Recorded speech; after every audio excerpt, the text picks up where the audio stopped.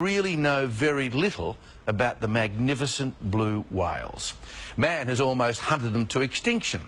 But ironically, it was Sri Lanka's bitter civil war that gave them sanctuary. Only now that the war is over, is the world seeing one of the greatest blue whale colonies ever discovered.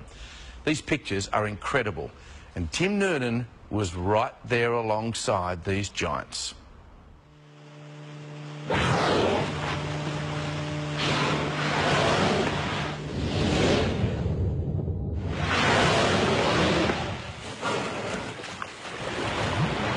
It's the largest animal that's ever roamed the planet.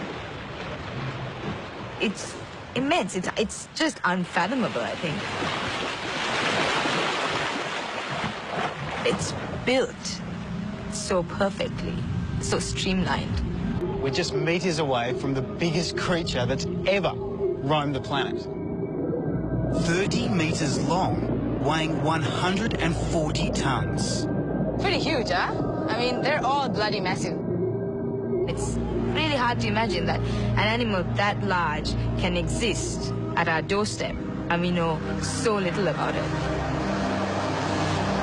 We're on a scientific expedition to a kingdom of rare blue whales located off the coast of Sri Lanka.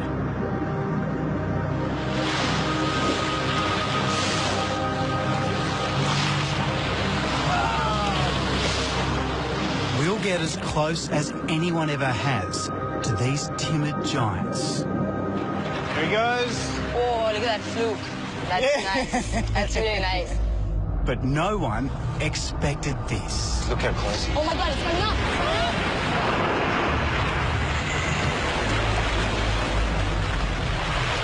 Almost all blue whales travel vast distances in search of food, from the warm waters of the equator to the North and South Poles. But in Sri Lanka, a tropical island about the size of Tasmania, the blue whales are different. They don't seem to migrate at all, and as yet, no one knows why. Blue whales in other parts of the world migrate vast distances, but the ones out here seem to hang around all year round, so it's pretty unusual. Our guide is marine biologist Asha from the University of Western Australia. Asha was born in Sri Lanka and leads the first major study of these unique blue whales. This is the least known population of blue whales in the world. But until now, it hasn't been safe to research these whales, has it? No, we've just come out of a 30-year civil war, and during that time we didn't have access to these whales. We couldn't go out to sea. But now we've got the opportunity, and it's a time for us to really try to understand these populations. This is a part of the world where women aren't in the forefront of things. And I think that was one of my biggest challenges, you know, convincing people that I could do it. Even though I'm not a man, I don't need to be a man to do what I do.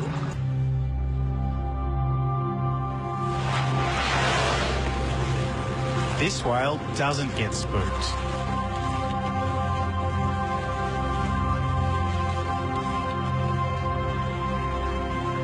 It's immense. It's just unfathomable, I think.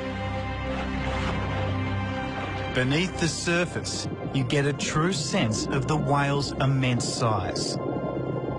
Covered with remora fish, some almost a metre long. We kind of think its heart is the size of a small car. We think a child could crawl through its arteries. The tail from tip to tip would be about 3 meters. It's so huge, but when it moves, it's so gentle and absolutely graceful when it's about to dive and it lifts its tail out of the water and just slithers gently into the water. There's no huge splash. There's, you know, it's just, I don't know, it's just so smooth and clean. But the biggest potential threat to whales from peace is a new and unregulated whale watching industry.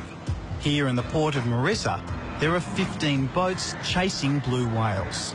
Next year, it's predicted there'll be 100.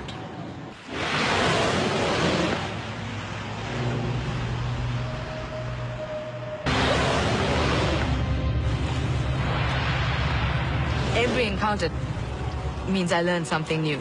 You know, every time I go out, every time I sit there, every time I follow a whale, I'm learning something new about their behavior. Oh, it's coming up, it's coming up. My hands are shaking, guys. My heart is racing. I can't even. And I have seen hundreds of these whales. Oh my God. Oh my God. Woo, butterflies in the stomach. It's crazy. Every single sighting is phenomenal, and every single time I remind myself just how mind-blowing lucky I am to be able to go out and sit with the largest animal on the planet. I mean, who wouldn't smile, right?